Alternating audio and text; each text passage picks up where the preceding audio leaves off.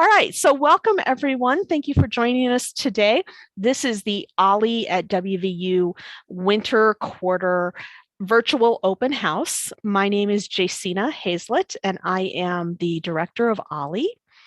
And I'm going to share some information for those of you who are not currently members or haven't been a member in the recent past. I'm going to tell you a little bit about Ollie. Can everybody see my screen here? It just changed to winter. Our winter term runs January 22nd through March 30th. Ollie offers 4 terms of classes per year. They are three months each.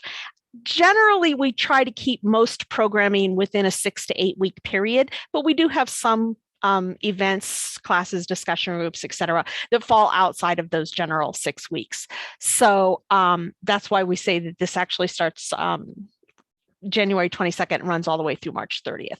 Registration is open. It started on Monday, but there are still plenty of seats available in all of our classes and groups and events.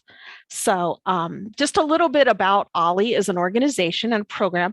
Our Ollie classes are open to members only. To be an Ollie member, there is an annual membership fee. The annual membership runs July 1st through June 30th.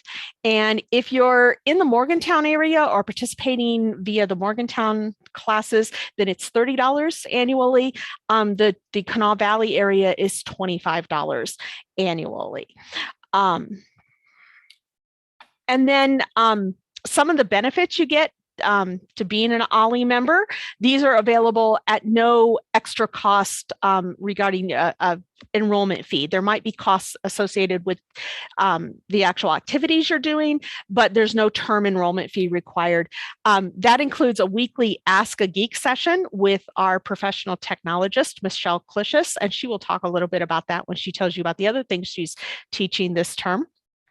We also have a series of special interest groups. Some of these meet on Zoom, some meet in person. The ones that meet in person currently are housed in Morgantown, so you do have to be in Morgantown to participate in those. And we hope to be able to add some in the Kanawha Valley in the future. Just a few of them here on the screen. You'll see we do a monthly Twilight trivia, and in fact that trivia night, it's held on the third Tuesday of the month.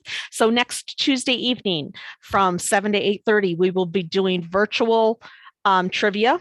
So anybody can join us from anywhere. It's a whole lot of fun, a whole lot of laughs, and you learn all kinds of weird stuff, trivia. Also, we have a couple discussion groups that are held on Zoom and on person, play the ukulele, yarn arts. These are just a few of the special interest groups. A member can participate in these year long. You sign up once a year, and you don't have to pay your term enrollment fee to participate in special interest groups. We also have at least one special member event every term for our members at no extra cost. We are reintroducing the weekly happy hour on Sunday evenings from 6:30 to 7:30, something that we started back in 2020 during COVID when we were all at home. And we thought that this past fall, we might let it go by the wayside because we were getting together in person more often. Well, that's not happening as much as we had hoped yet. So it's going to start up again. So anybody who has participated in the weekly Sunday evening happy hours are more than welcome to join us, as well as all of our other Ollie members. If you haven't joined us yet, please feel free to do so. This is, it's simply 1 hour when we get together on Zoom and just talk about anything. Subjects in the past have included what we're having for dinner, what books we've read, how gardening is going. During football season, we talk about football, baseball, trivia, trips that we've made, classes that we want to see. It's just get together and chat, and it's a lot of fun. And you can drop in and out if you sign up and don't come one week, that's fine. You can just drop in and out on a weekly basis. We also have Zoom training available to anybody who wants to participate in Ollie classes, but has not used Zoom in the past or needs a refresher course.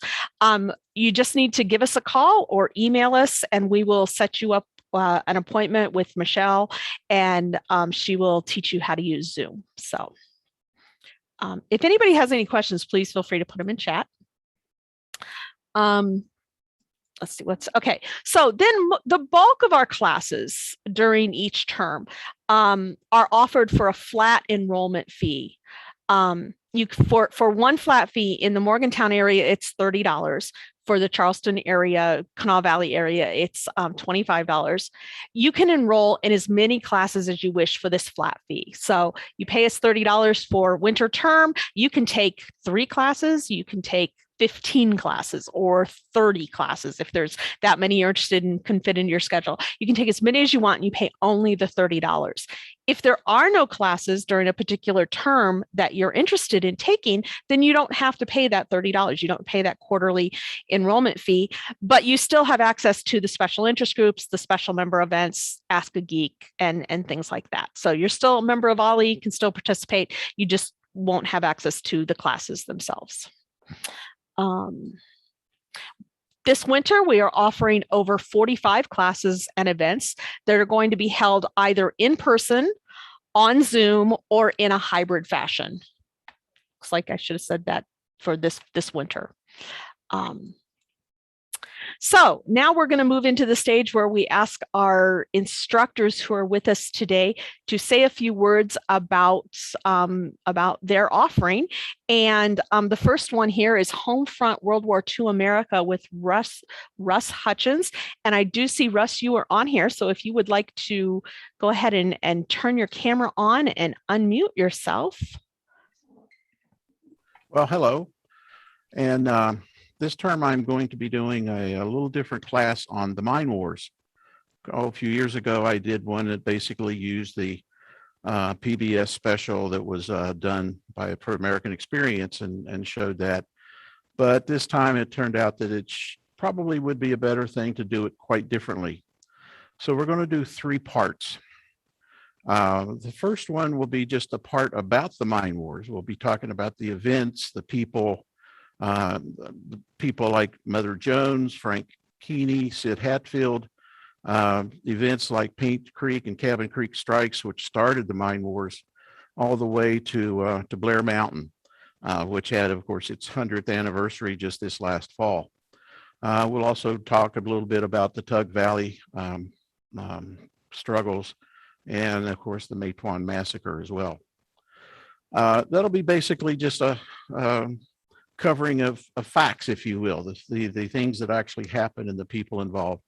The second part is going to be taking a look at what happened from the owner's perspective and what their plans were and what their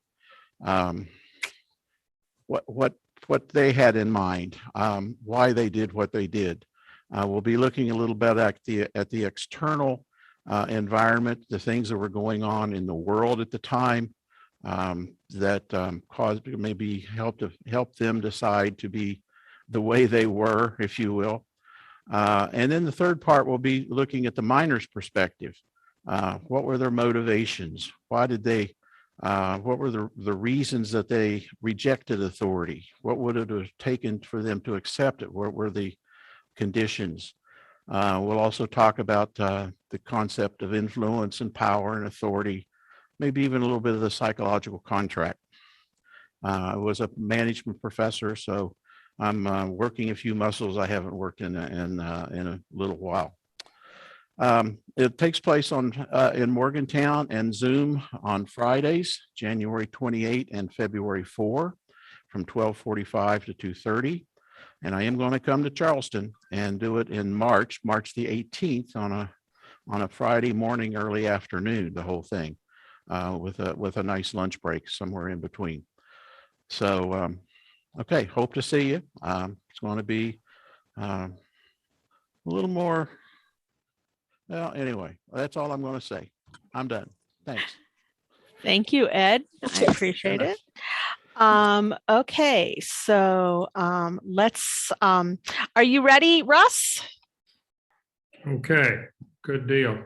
Welcome, everybody, and thanks for bearing with me on my connection. I'm at my daughter's house and they have a new modem, so hopefully it all runs smoothly. I'm I'm from Kansas, so I apologize for my accent if I have one. I'm a retired school principal, middle school and elementary. And then upon retirement, I started lecturing for Osher at the University of Kansas. And I have done that since 2013. I'm public school teacher for 42 years, with including the administration piece. And my love is history and the social aspects of history, philosophy, and also I teach economics. At the college level, I've taught at Friends University out of Wichita, Kansas for a number of years. My interest in the home front stems from my mother and my grandparents that told me stories as I was growing up about what it was like in World War II when my mother's brothers were off to war. And then as I expanded it, I found that my grandfather on mom's side, he kept all the Life and Look magazines during that period from 39 to 46, 45. And so that really intrigued me. And so when I had the opportunity to teach the home front, I plunged in. So I've also done a number of topics regarding Kansas, like Brown versus Board, the German POWs that were brought to America during the war. And there were several camps in Kansas. That's what intrigued me. Also, I've done the Japanese internment in America during World War II, compared the leadership of FDR and Truman. I've also done Amelia Earhart, Women Spies, the 6 Admirals.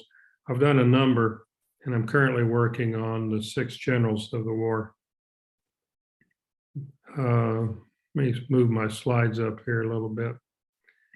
I've got a complete bibliography. It's about 5 pages. I just included a few, but I've tried to use primary sources when I was able, and to gather as much information on the home front during the wartime, like gas rationing, women making do, use it up, make do, reuse. The recycling effort was big during that time, and before it was big during the 80s and 90s here.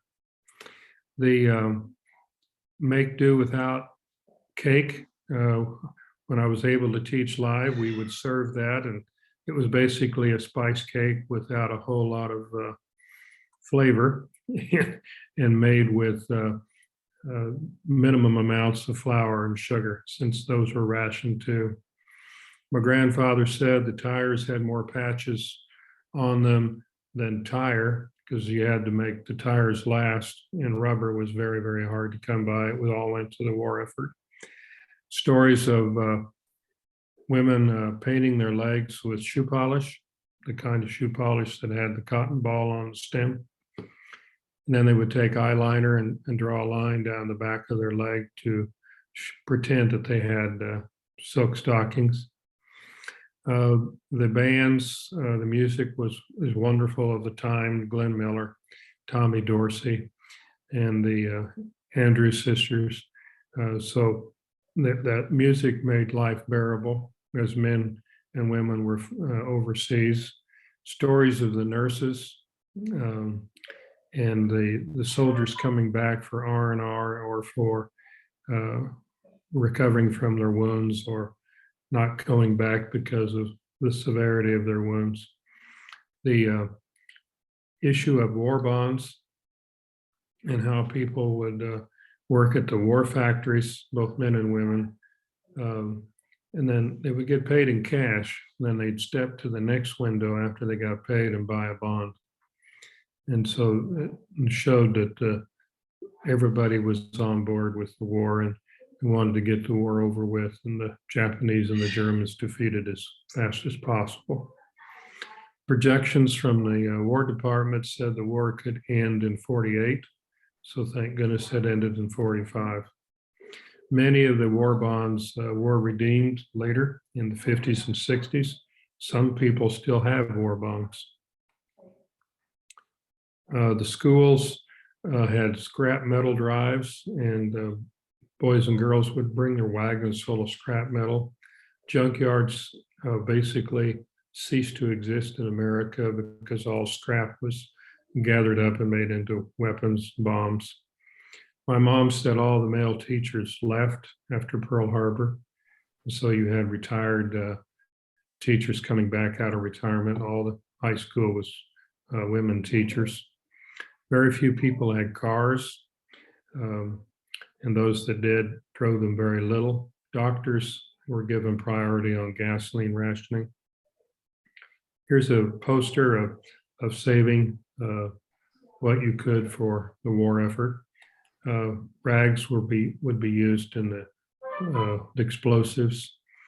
Fats from meats would be used also in explosives, saved for the victory.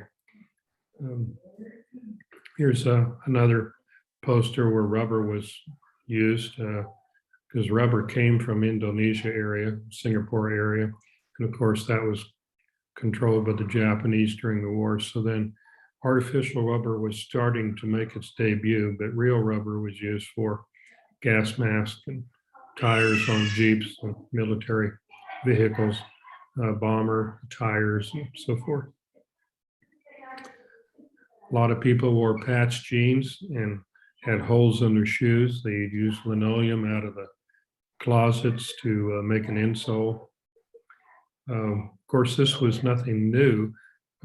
The Great Depression of the 30s prepared the Americans for World War II and how to survive doing without and making things do.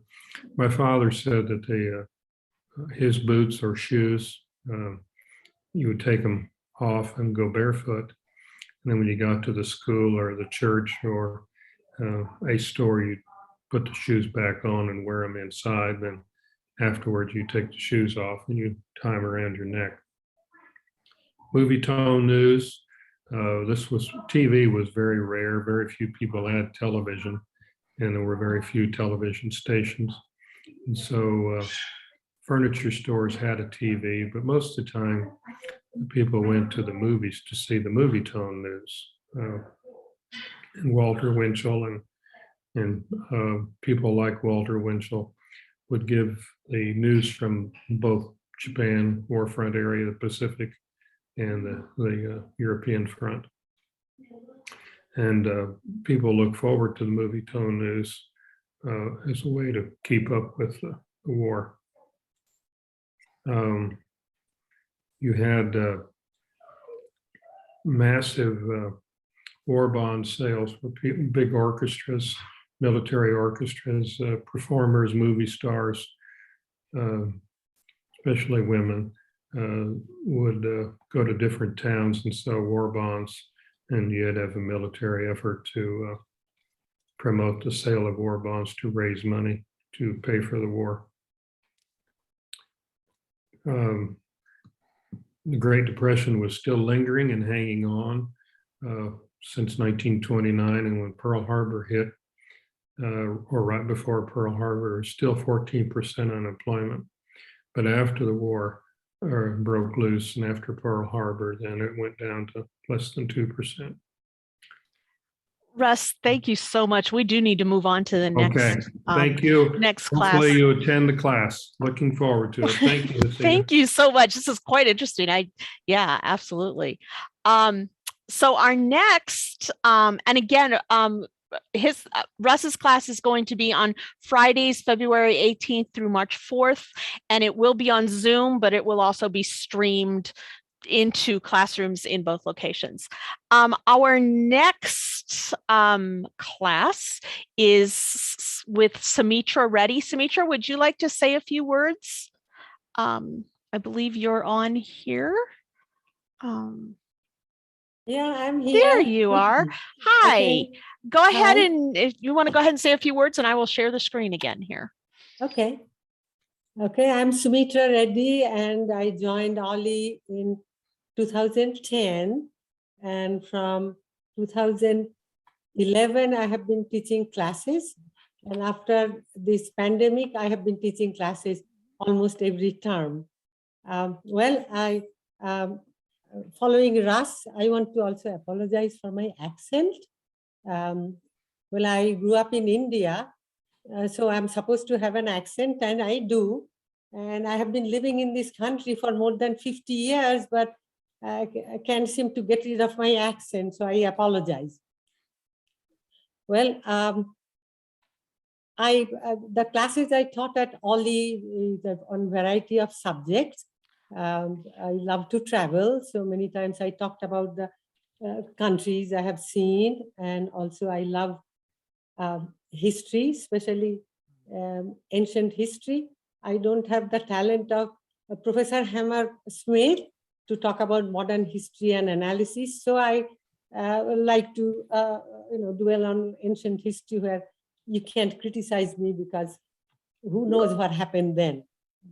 But anyway, this class on Einstein, I'll be teaching just one class on February the 3rd. It's a Thursday from 12:45 to 2:30. And, Einstein is very famous for his formula E = mc², but I wanted to present to you that he has done much more than this E = mc². In fact, some of the work he had done in 1915 and onward, especially on general relativity, people are still doing experiments and are finding out, well, after all, he was right. So far, none of the theories he proposed proved to be wrong. And so in one class, I try to cover what his work meant to the world community. And since there are several topics to cover, I'm not going to do any mathematics. I might just show you the formula and say, okay, this is what those symbols mean, but no mathematics. But it's like if I'm going to talk about Einstein's work, it will be mainly the physical significance and long-term prediction and all these interesting work, especially in the world of astronomy. We are still finding out what he predicted. And to this talk, I'll add a few personal comment. The reason is my father came to this country as a UNESCO fellow, and he visited Princeton and MIT and Harvard. But at Princeton, at the Institute of Advanced Studies, he met Einstein. So the separation distance of Einstein and me is 2, because my father met him, and for you all, it's 3. Or you may have met him, or if you're any of the friends or relatives met Einstein, then your number is 2. So that's all I have to say, and I hope I can make some sense of what all his work is. And by the way, in my previous life, I was a physicist. Thank you, Sumitra. I'm looking forward to this. Thank you. Again, it's on Thursday, February 3rd, and it'll be on Zoom, but it will also be streamed into classrooms, both here in Morgantown and in the Kanawha Valley. Next up is Rabbi Blair. Are you still with us, Rabbi Blair? Here, let me spotlight you. There we go. Okay. So I'm going to be speaking for myself and Rabbi Ureki. We are splitting this class. It's called Encounters with Midrash, and it's a sort of text class of a sort, and it's really narrative story kind of class. In short, Midrash is those things that the text makes you want to know that aren't in it. And these are the things that were proposed as possible answers to fill those gaps. So they just sort of fill in the holes and answer questions about why is this here? What does that mean? And so we get a chance to explore what people through the ages have thought about. Why would they have said it this way? Why would they have thought about this? What was the question in their mind? What kinds of things might have been the answers to those questions that were raised? And that's really the substance of the course. Because this is a sort of an approach, not a book or a specific text, it's something that has developed over many centuries, and the stories that were created, the explanations given, have sometimes been collected and held on to for other people to share. They're not authoritative, they're not definitive, they don't define and answer the question specifically. They have no way of saying, this is what was really supposed to be there. And there are many times different answers that are given to the same kind of question that's raised. So it's a collection, and you get to pick and choose what you like among that collection, and decide for this week, I happen to like this answer better. Next week, it might be a different one. And the following week, you get something else. And if you're really good, what happens is over time, you start coming up with your own stories. So this is a way of entering into it and letting you have that opportunity to consider what you would want to answer as well. The collections are the source that we're going to look at. We'll sort of explore based on some of the things that appear in text, and then what answers have been given. And I think both Rabbi Yurecki and I will try to pick some of the more interesting ones and give you a chance to have a discussion about what those mean and whether they actually answer the questions that seem to be raised. So that's what this is about.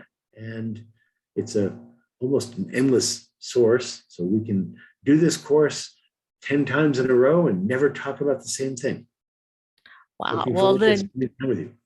we'll definitely look forward to maybe you guys being back with this in the spring or summer or fall to do a next session then. Sounds very interesting. Well, this winter, the class is going to be on Tuesdays, January 25th through February 15th at 1 p.m., 1 to 2:30. It will be on Zoom. But again, if anybody prefers to come in person, we will stream it into classrooms in Morgantown and the Kanawha Valley. So our members who do not do Zoom will be able to participate.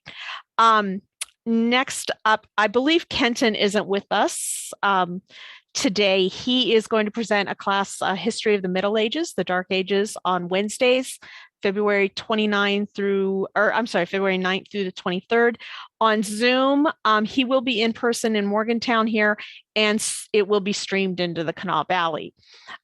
This is, I do believe he told me this is an encore class. He has taught it before, but a good class.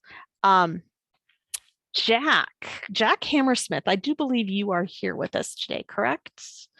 I am here. Wonderful. Would you like to discuss your class? I would. The short title for my class is Mind Your Mama, Presidential Mothers and Their Impact. In a way, it's a kind of carryover in terms of feminine impacts on the presidency from the fall when I did First Ladies. And might I say parenthetically, Barb Howe and I ought to be teaching a course now comparing presidential female presidents, but that hadn't happened yet. So we'll go on with this. As I noted in the blurb, the write-up for Ollie, much less has been written about the mothers of presidents than the first ladies. So this is going to be a two-class course only. And it's going to focus on the material at my beck and call, and that's basically beginning with Sarah Roosevelt, quite a domineering figure, Franklin Roosevelt's mother, and going through Barbara Bush. But we're going to go a little earlier than Sarah and a little later than Barbara for some mothers too. So don't be concerned about that. In many ways, Sarah is a good figure to begin with, I think. Consider the fact that she had only one child, that she spent her entire life hovering over him, and she only died 4 years before he did. So he had a lifetime of Sarah, and if he often relished that, his wife Eleanor certainly did not. Like most of these mothers, the impact was more on personal development than political policy. Though in terms of Sarah Roosevelt, she frequently did make comments to Franklin that the sound conservative American values of the Delano family, she was a Delano, were being abandoned. And after all, the Delanos were just as rich, just as influential, just as important as those Roosevelts ever were. So we'll look at a good bit at Sarah Roosevelt. And might I just say, I'll only talk about two individuals here. She's followed by Martha Truman, who also has a long lifetime influence on Harry, but not quite the same way. For one thing, Harry had a brother and a sister, so that maternal influence was diluted a little bit. Moreover, Martha was fun, she was intellectual, she was wise and kind and self-effacing. I think the contrast with Sarah Roosevelt was obvious when you remember that when each of them visited the White House and their sons, Martha took the smallest room with the narrowest of single beds. She was very, very modest. Sarah demanded the bed of the Queen of England and would have nothing less. So a lot of interesting women here beyond these two, certainly. And we'll be talking about the very strong and disciplined Mrs. Carter. We'll be talking about the peripatetic Stanley Ann Dunham, whom we know as Barack Obama's mom too. So a lot of interesting folks. We're looking forward to it. I'm looking forward to it very much. It's a course. It's going to be on Wednesdays, beginning March the 2nd and 9th at 10 o'clock in the morning. Thank you. Thank you, Jack. That class will be offered on Zoom, and Jack will be here in person, weather and COVID permitting, in Classroom B, and it will be streamed into the Kanawha Valley. So Okay. for members who wish to participate. And up next, Jim Wrench. I don't believe Jim was able to join us today. Jim will be teaching a couple classes for us: A.D. Hopkins, Father of American Entomology, and bison in West Virginia. And he is working on I'm working with him to get some videos uploaded so that you can see a little video preview of his class, and those will be on YouTube. So next, Michelle, would you like to talk about your class, Technology Security, Ask a Geek, and your hiking classes? I can do so. The tech security class is one that many of you have taken already, and I want to remind people that it is okay to take that class more than once. It's 3 hours, and I cover an overwhelming amount of material, and your brain may explode halfway through. So if you are overwhelmed, that's to be expected. So you are free to take the class as many times as you want. Also, I have a nice thick handout for you for reference material, so you have that. As Jacina noted, I do Ask a Geek sessions, and those are Tuesday from noon to 1. If you can't come in person, you can sign up for a Zoom session, and I can do that either way. The Zoom session, you can sign up for it on our online registration site the week prior. So if you want to come on the 18th, then as of the 11th, you can sign up for that. I'm also going to be doing 2 hiking classes. I've taught them before, however, they both have new material. So I'm going to be talking about some of the views of the New River Gorge, which is now a national park, and also the Mon National Forest, which is one of my favorite places. So that's what you'll be getting from me. Thank you. And we do want to remind everybody, just to clarify for everybody, the hiking classes, you're not going on hikes. You're learning about hiking those areas and seeing some of the gorgeous pictures that Michelle has taken on her hikes. And those are on January 26th and February 3rd. And they're offered on Zoom. in Classroom B here in Morgantown. Michelle will be here, and streaming in the Kanawha Valley. So thank you, Michelle. On next, let's see, Judy Warner. Judy, I do know that you are here. Okay, I do music. I have been doing the dulcimer class for a number of years. There are always people who start the class each time, and there are people who repeat the class each time. So we try and gear it to whoever is in the class. It is on Mondays, Monday mornings beginning at 10. And I usually say in the catalog now, since many people, we need to back. I will back it up. Not a problem. Okay. There. Okay. I usually indicate it's designed for those with some experience. And the reason I put some experience in is that since particularly those who take it by Zoom, I am not there to help you tune your dulcimer. So the one thing that you would have to be able to do if you are taking the class by Zoom is to have a tuner know somebody or take it to somebody, and that could be me. You could arrange and I could get your dulcimer tuned. There are different ways to tune a dulcimer, and we tune it for DAA. So if you want to advance it, J1, I think the next slide. Okay, the strings are tuned to DAA, and as you are looking at it, the D string is the one furthest away from you, the A is the middle string, the A is the closest string. So I know here in Morgantown you can go to Follies, you could find somebody, anybody who has a tuner and the same tuner that a guitar player would use or any other musician could be used.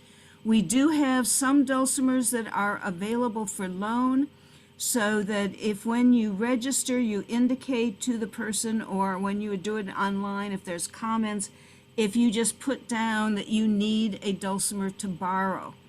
And all the time that you are taking the class, whether it is for one term or multiple terms, you can continue to keep it. But the one thing to know is that you need to have your dulcimer tuned to DAA. So the types of songs that we do, we always start with some sing-along songs, because my theory is if you can sing a song, you know the melody in your head, and you know if you're making a mistake when you play your dulcimer. So we always start with some kind of simple sing-along that everybody knows or that we can teach you to sing. A project that we're going to use, we have just worked on a folk singer by the name of Pete Seeger, and Pete Seeger put out a list, and it was like a musical literacy list, and he felt that there were 100 and some songs that were American ballads that he felt everybody should know.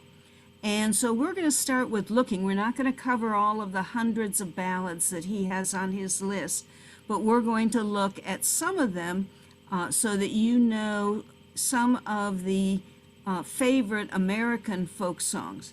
And since it's almost to St. Patrick's Day, we're going to spend quite a number of weeks doing Irish songs so that you'll be ready for St. Patrick's Day. So with the dulcimer class, it is enjoying the music, making music. It is an active thing. You are actively singing, you are actively playing the dulcimer. You cannot just sit back and listen to me talk about the music. You are doing the music yourself. Okay, so that's the dulcimer class, and that's on Monday.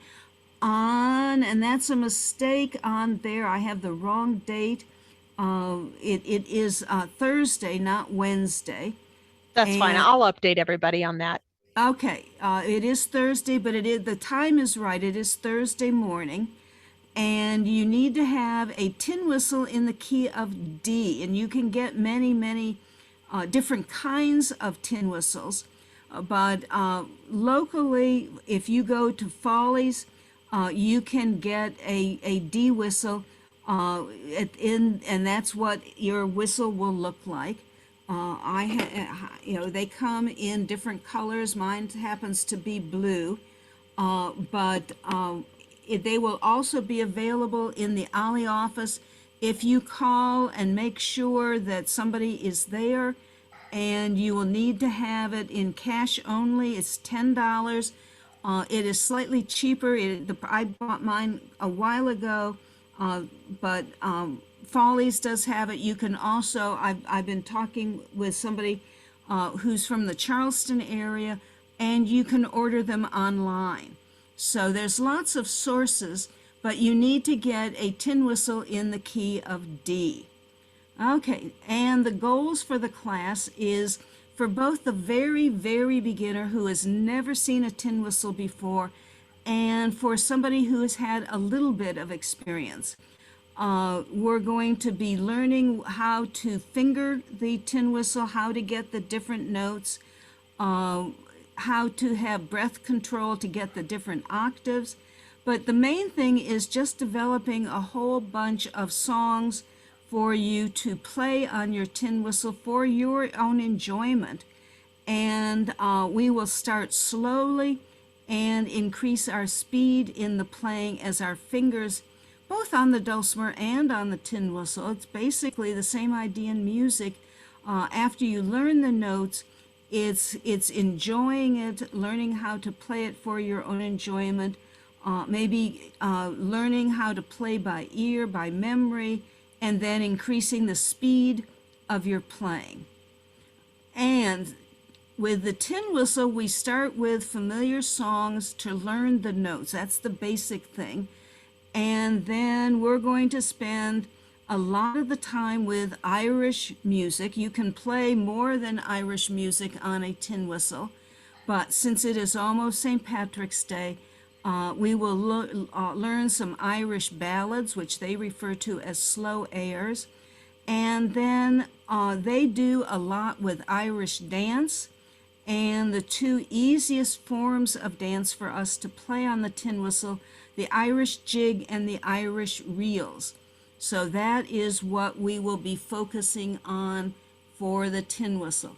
The important thing to remember is that you need to have a whistle in the key of D. There's always somebody who ends up buying it in the wrong key, and it just doesn't work. The music that I will hand out will be designed for whistles in the key of D. So that's the main thing to remember about the tin whistle class. But both of them, I think, are fun. You will be actively learning to play an instrument. The tin whistle is small enough. You can keep it in your purse, in your pocket. It is inexpensive. It's just a fun instrument. Both of them, I feel, are relatively easy to play in comparison with some other musical instruments. But I hope you will want to try it. And the lap dulcimer is on Monday, and the tin whistle class will be on Thursdays. Yes, thank you. And just two other things. Lap dulcimer, as Judy said, is on Zoom, but it will also be in person here in Morgantown in Classroom B. We are not doing a streaming in the Canal Valley at this time. Although if anybody has any ideas about somebody who would like to teach lap dulcimer, if there's an interest in the Canal Valley, please let us know, because we'd love to start a class down there as well. Learn to play the tin whistle. This is a change from the catalog due to the surge and the contagiousness of the latest COVID variant. We have decided to do tin whistle Zoom only. This winter term classes, if you're in person, you will be required to wear a mask in the classroom, and it would be a little difficult to wear a mask while you're trying to play a tin whistle. In fact, probably impossible. So, so learning to play the tin whistle will be Zoom only. Thank you, Judy. And we do have some from Charleston who've been involved with the dulcimer and with the tin whistle both.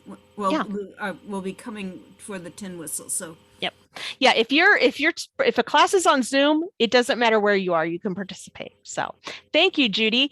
Okay, next up, Byron Nelson. I don't know that Byron joined us today. So Byron Nelson is going to be doing Opera Makes a Comeback Wednesdays in person here in Morgantown. There will also be an opera class in person in the Kanawha Valley. Falling in Love with Dr. Bob Harrison, just in time for Valentine's Day. Another music class, the music of Sergei Rachmaninoff with John Beal, and John is with us. If you would like to unmute yourself and join us here, you can talk a little bit about your class. Am I appearing yet? I don't see it. Yes, you are. All right. The music of Sergei Rachmaninoff is certainly making a comeback, if that can be said. It's certainly been a slow-growing process since his death in the 40s. I first encountered Rachmaninoff's music and his performance abilities when I was in the 5th grade. My music teacher brought in a great big album of 78 RPMs and played this piece of music, which I'm about to try for you here.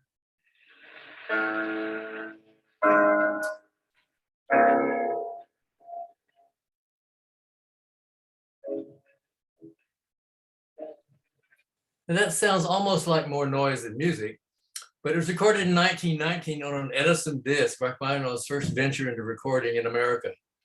Later, he recorded it on an RCA Victor recording. Sounds a little better.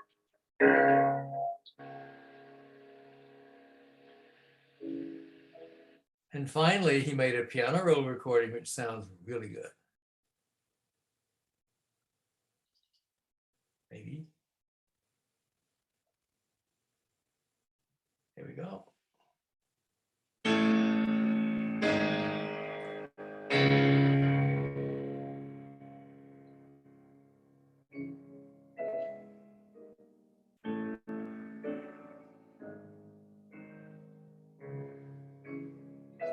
Oh, we'll get around to the entire thing.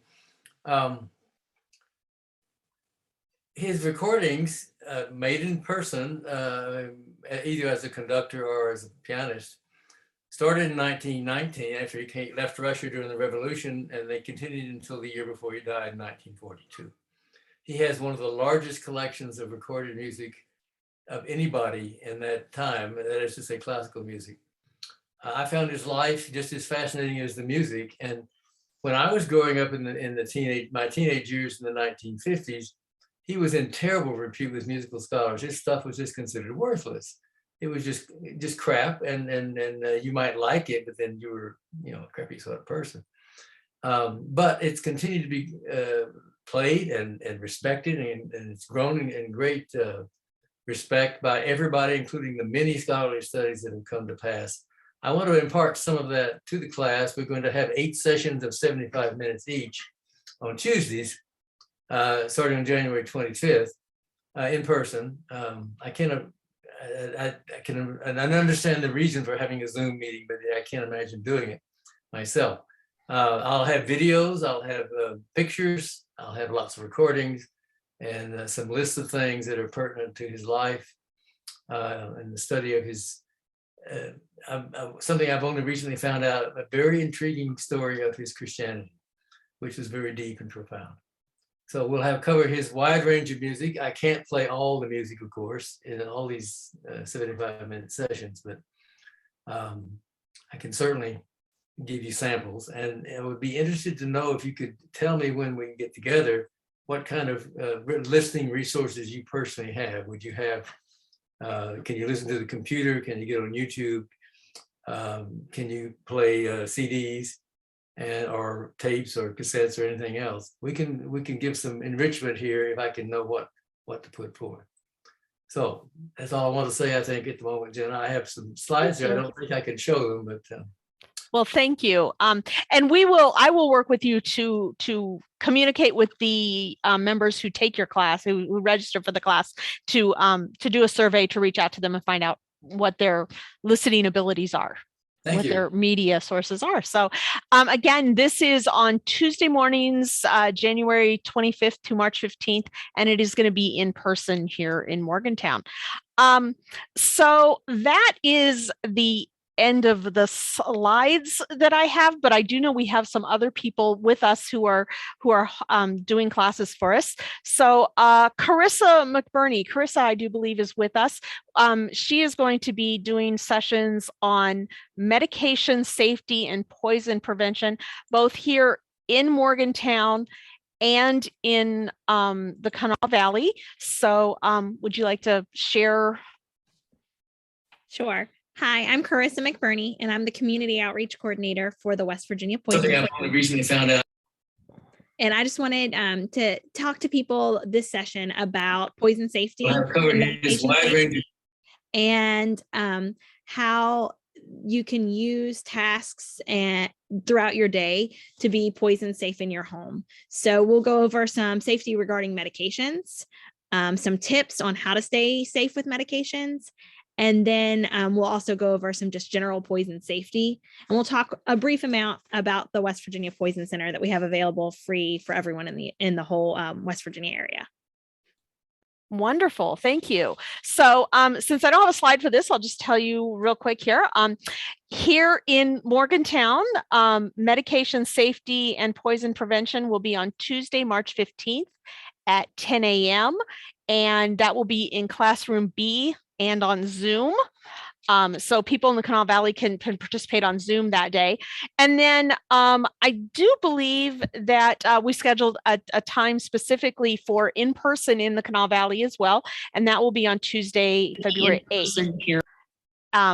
On February 8th at 10 a.m. So thank you, Carissa. Now, Hope Covey. Hope, are you with us? And Hope's going to talk a little bit about Morgantown, here in Morgantown, and some happen on Zoom as well. We have, we recently joined with Campus Club, and we are hosting, Ollie is now hosting Campus Club special interest groups. And one of those is walking, a walking group. So Hope is going to talk to you about that. Okay, thanks, Justina.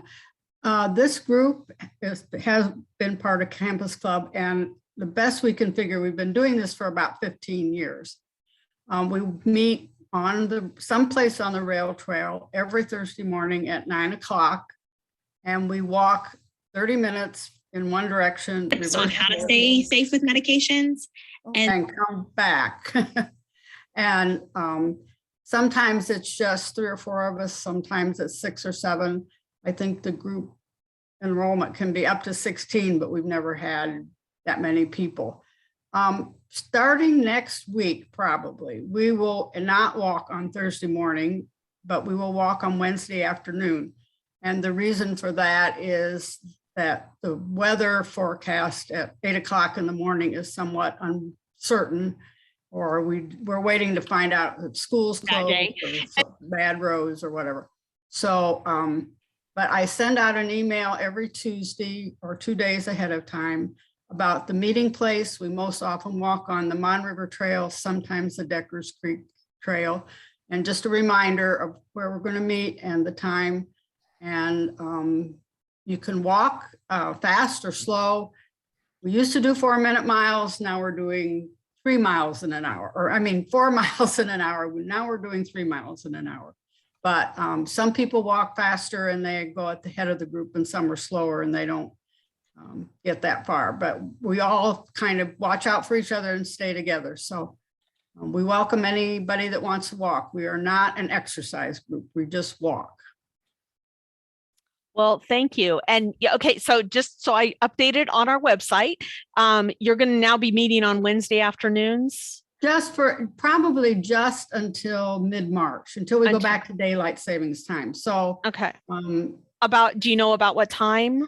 I'll 2 update. o'clock on Wednesday. 2 o'clock on Wednesday 2 o'clock. afternoon. Okay, great. I'll get it updated so that people get the correct information, or if they just jump on to find it, and we'll make sure it's right in the week at a glance. Thank you so much, Hope. And now, Hillary, are you still with us, Hillary Atfield? Yes, I'm still is here. wonderful. If you want to, there we go. Hillary is going to talk to us about one of the book groups. This one is in the evenings, and it is held on Zoom, so you can participate regardless of where you are. Yes, and in fact, Zoom has been a really good thing for our book group because we've been able to keep members who have moved out of town. And that's really nice because the book club is not only a discussion of the books, but it's a chance to socialize, and it always has been. I've been in it since my youngest child was born, just about. And it was a real help in those days to make friends in a new community. And I think as it goes on, that's still one of its functions, to make and cement friendships. Anyway, we meet on the second Tuesday of the month, and we continue right through the year. So unless by some stretch of the imagination, we're all able to go away in the summer months, and maybe that will happen yet. We keep going through July and August. And of course, we have been meeting through the winter here now. In fact, we met last night. And so that's a good example of what went on, is a good example of the way we choose books. We tend to look for contemporary fiction and biography, what's new, what's out. But it's also determined by what members have read and get enthusiastic about. So I would say it's a matter of discussion, cooperation, and even concession when people sort of realize that others are not as excited maybe by the same topic, and we back down and say, okay, let's see if there's something else we'd all be interested in. So it's a very democratic process and very enjoyable, I think. I've been in it for, I don't know, 40 years. So you can judge that I at least have enjoyed it, and I think most people do. Wonderful. So Tuesdays, second Tuesday of the month. Wonderful. And that's at 7:30? 7:30 in the evening. 7:30. And it's Zoom only.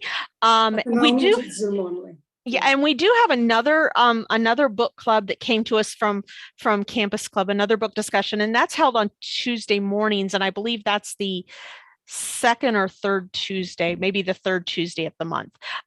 So if evening is not your thing, there's also a morning book discussion group once a month. So we're quite happy to have them with us.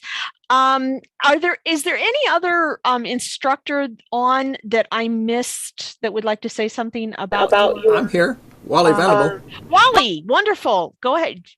Stage is all yours. I'll unmute. Jacina invited the instructors to prepare little videos for the OLLI sites on YouTube and on Facebook. And I took advantage of that and posted a video, or sent a video in, dealing with the two things I'm leading this time.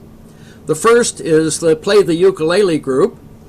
Play the Ukulele is an interest group, not a class.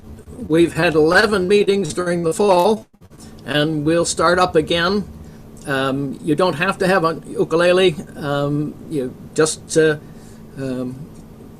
we share instruction. We don't have a teacher. Rather, we share experiences and push each other forward. The other that I'm doing is a formal class, and that is on how to publish a book.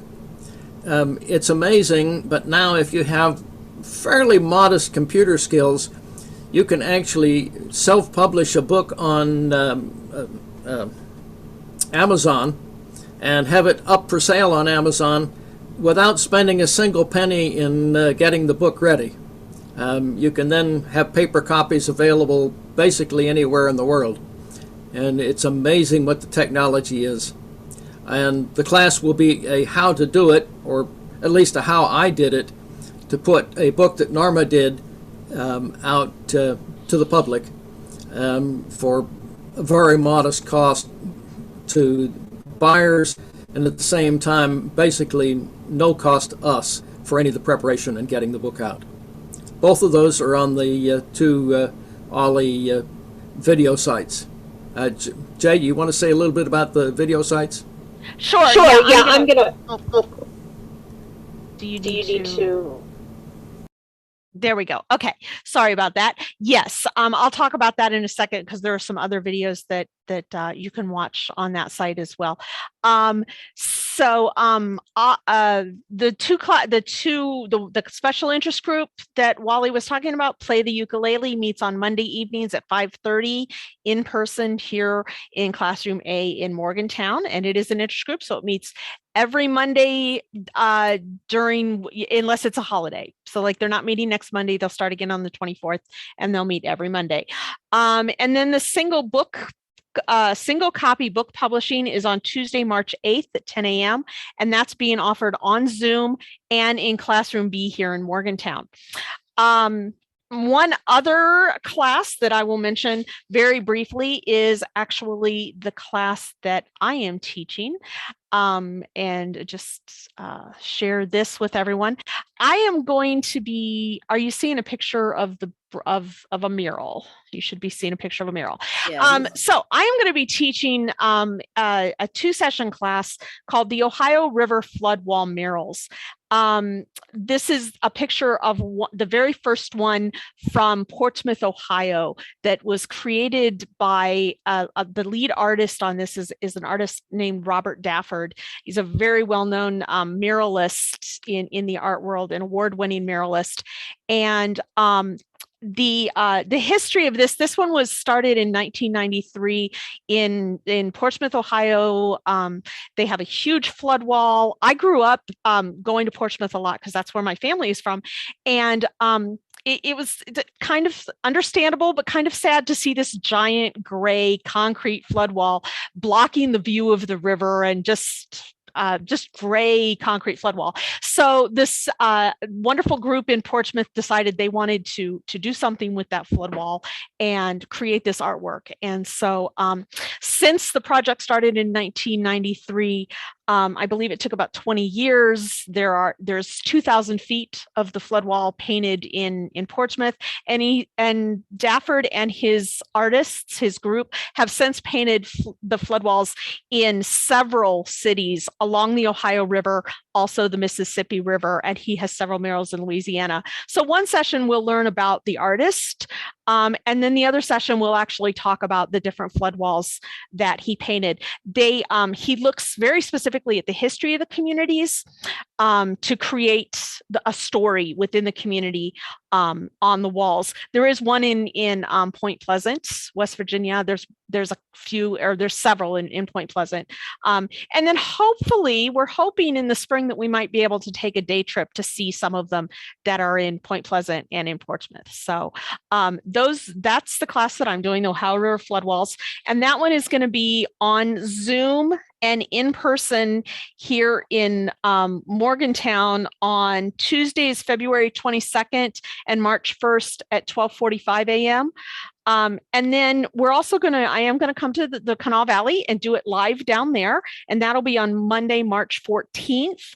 And similar to Ed Johnson's class on the Mine Wars, it'll be an all-day thing. So we'll start in the morning, we'll do the first session, then we'll take a lunch break and we'll do the second session.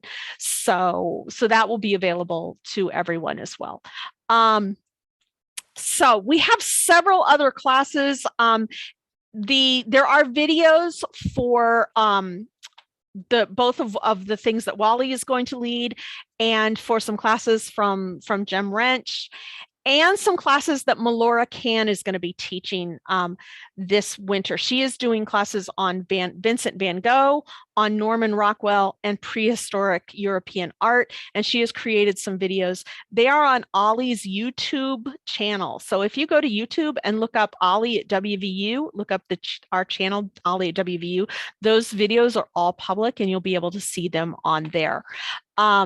Just a few other things about Ollie. Let me share my screen here again for everyone. Go to the PowerPoint here. And so Ollie, in addition to serving our members. We also serve our community.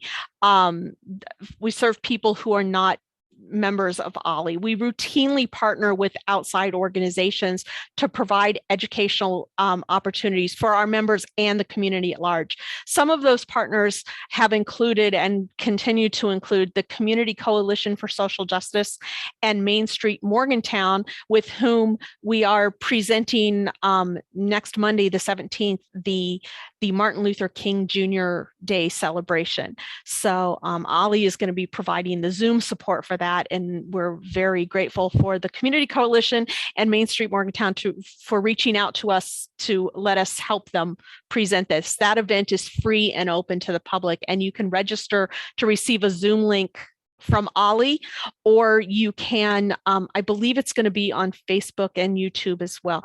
If you're interested in that, it's the Martin Luther King Jr. Day celebration.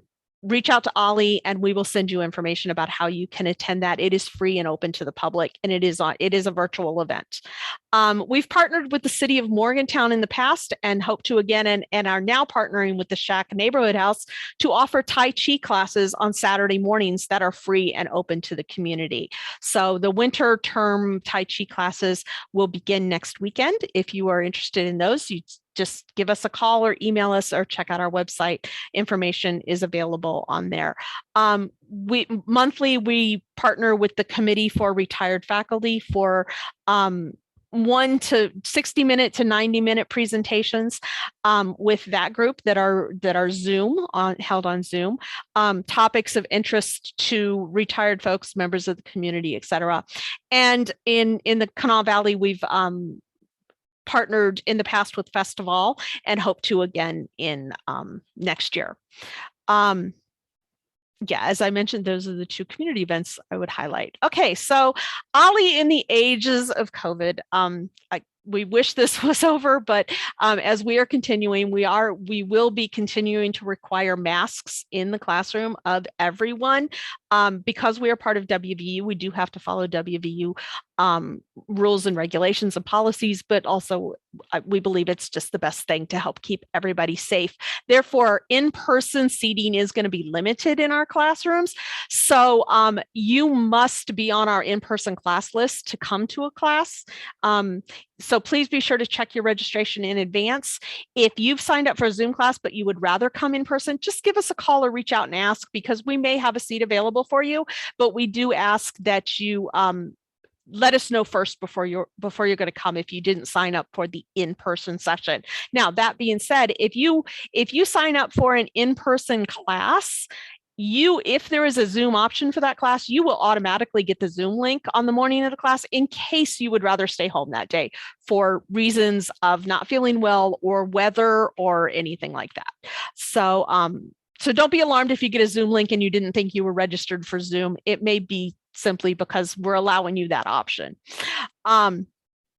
You can stay up to date on the latest OLLI news by being a part of our Friday afternoon email list. And you can always keep up, even if you're not on the list, by clicking on the news button on our website at olli@wvu.org. Click on the news button. That'll take you to the latest news, weekly schedules, new events that didn't make it into the catalog, changes, etc., community events.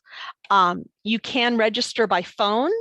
Here is our phone number, 304-293-1793, or you can register online. And I believe that I'm going to just drop that into chat if I can. Maybe I can't. But you can call us, and we did already start registration, but we have plenty of seats available. And I believe that is all. One other thing I will mention real quick, stop sharing screen here. Our winter policy, weather policy, for those of you who have been with us through the winters in the past, it is updated now. If classes in a county, so if you're in Mon County and Mon County schools close, we will close in-person classes. If the class is being offered on Zoom, it may or may not still happen. If the instructor is able to do Zoom from their home, the class may go on, or it may be canceled. We will let you know via email the morning of the class. Same thing in the Kanawha Valley. If Kanawha Valley classes are closed, Kanawha Valley schools are closed, then if it's a Zoom class, it may very well continue on if the instructor is able to do Zoom from home. Otherwise, it will be, we do our best to reschedule if we have to cancel a class. You'll see in chat, I'll just bring this up in case anybody is not looking in chat. You can also get on our text list. Send us an email at ollie@hsc.wvu.edu and ask to be put on our text messaging list. The only thing we will text message you about is whether or not a class is canceled. We don't use it for marketing purposes. We use it currently strictly for letting people know if classes are canceled. So that's all I have, but I am certainly willing to entertain questions. Are there any questions, thoughts, comments? I just kind of realized this sounded really Morgantown heavy in terms of live. There are some classes live in person with instructor in person in the Kanawha Valley as well. Those instructors weren't able to join us today, but it does include geology classes with Stephen Holzclaw, the opera class with Dr. Harrison. Melora Can will be offering her classes live in person in Charleston as well. So those opportunities are there as well. So if there are no questions, thank you everyone for joining us, and I hope to see you in class.